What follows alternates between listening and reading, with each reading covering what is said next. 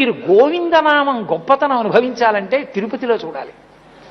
వెంకటాచల క్షేత్రంలో ఇంకా కంపార్ట్మెంట్ డోర్లు తీయలేదనుకోండి, గోవిందా గోవిందా గోవిందా గోవిందా గోవిందా గోవిందా, మీరు ఆర్తిని బట్టి తలుపులు తీ అన్నవాళ్ళు అనడానికి అక్కడ ఆ టైంకి వచ్చి తీస్తారు. ఈలోగా వాళ్ళు ఆర్తి చెప్పుకోవాలంటే గోవిందా గోవిందా గోవిందా గోవిందా, తాళం తీసేవాడు వస్తాడు.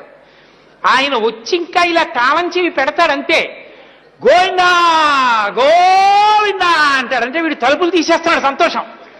ఇంకా పరిగెడుతూ గోవిందా గోవిందా గోవిందా గోవిందా పరిగెడతారు. అక్కడికి వెళ్ళి పిల్లల్ని భుజాల మీద పెట్టేసుకుని గోవిందా గోవిందా, తీరా దగ్గరికి వెడతారు వెండి వాకిలి దాకా, ఏం మాటలుండవు.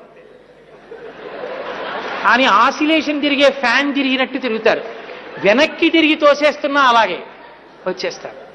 ఏమి వెంకటాచల క్షేత్రం, ఏమి గోవిందనామం. ఇంకే గోవిందనామములు గొంతెత్తి పాడుచు కొండెక్కు భక్తుల గుంపులొకట.